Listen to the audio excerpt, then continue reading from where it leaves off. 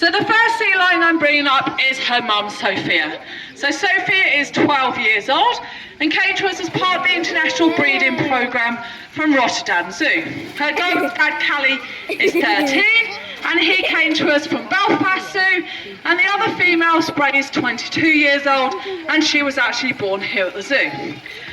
So all the training we do here is by a process called positive reinforcement.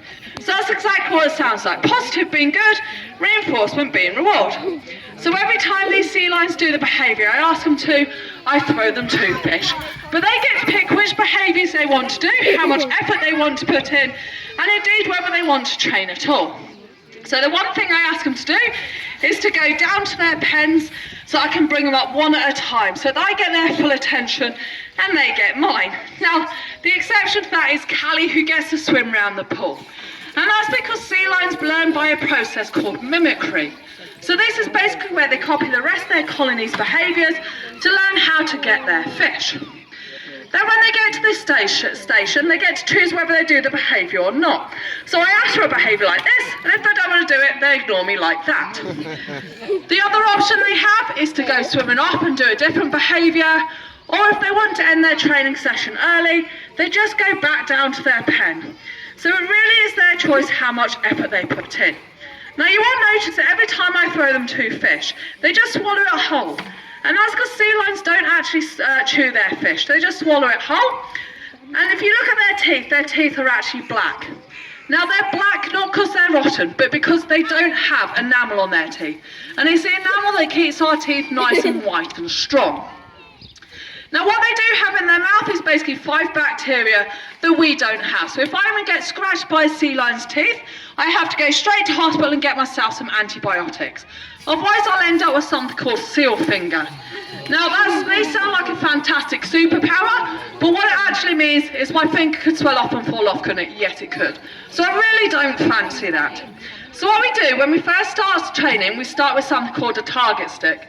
And this is basically this lovely long pole here with a squishy end on it. Now that squishy end means that I can hold this at a distance away from her mouth and ask her to touch it. Good girl. From that process on, we can move it around. Now the reason it's got a squishy end on it is it means that my hand's away from her mouth and her teeth are away from me. But obviously when you're asking someone to start training, it's like asking them to do something in a foreign language. They don't necessarily understand it, so it can be quite frustrating. So it just gives them that something soft to bite onto that's not going to cause them or me any damage. And then obviously from that point we can move to our hand signals to having our body much closer to them. Now Californian sea lions are very much like dogs. They give you all sorts of warnings if they're not happy. So they might start with a bark, then an open mouth gesture, a threat, a lunge, and all that before they actually start biting you.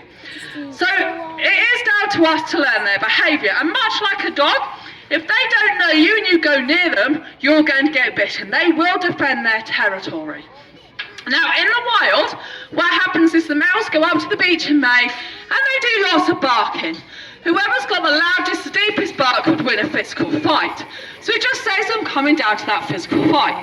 Then the girls come along, they pick their favourite boyfriends, they pick the part of the beach where they were born, or where they've given birth before. Then they relax and have their pups. 2 weeks later, that's when the boys get to have their fun.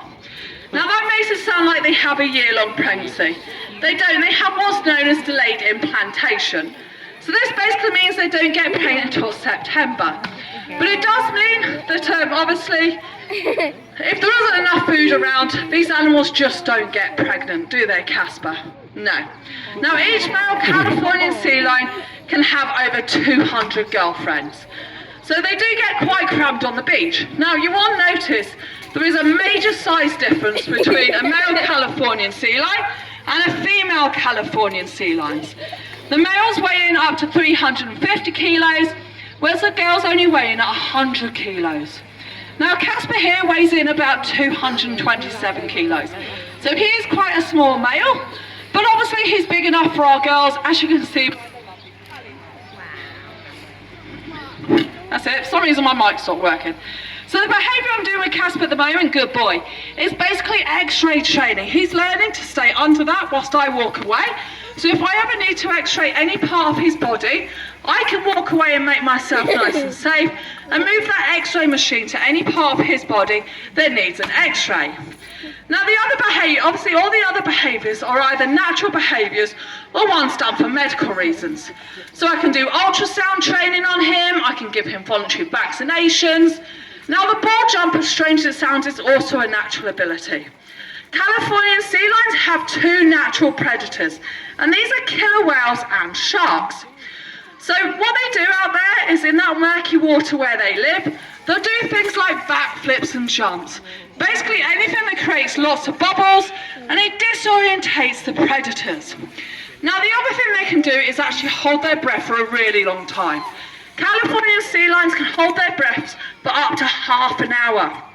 Now to do this, they go into their dive reflex, and the proper name for that is actually brachycardia. So this means they slow their heart rate down to about 1 to 2 beats a minute to be able to dive down to generally about 30 metres, because that's where their fish is. But the record for a Californian sea lion has been 265 metres.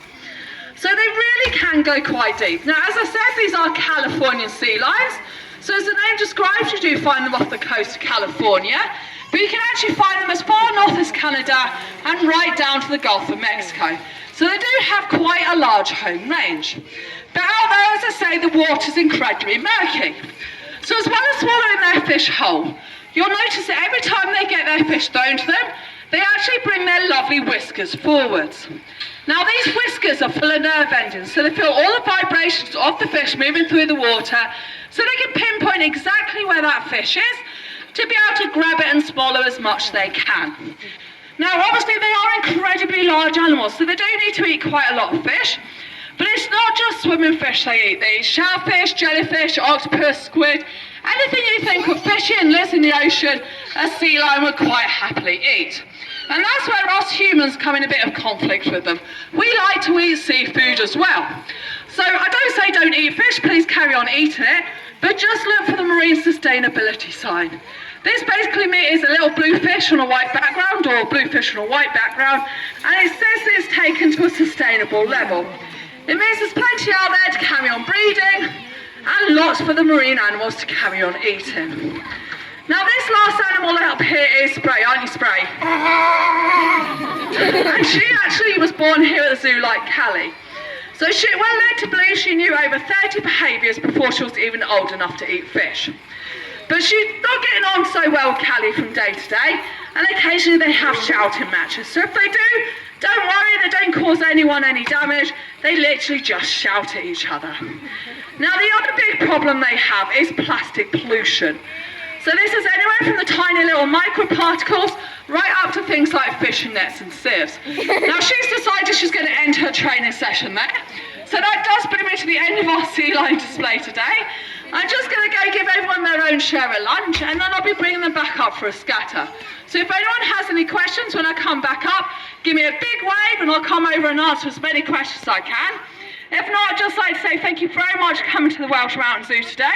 Without your entrance fee, we couldn't carry on looking after these fantastic animals, and indeed supporting all the charities we do. Our next tour this afternoon is at 2:30, and that's on our Eurasian brown bears. So I do hope to see you over there. If not, I'd just like to say thank you very much for listening, and please enjoy the rest of your day.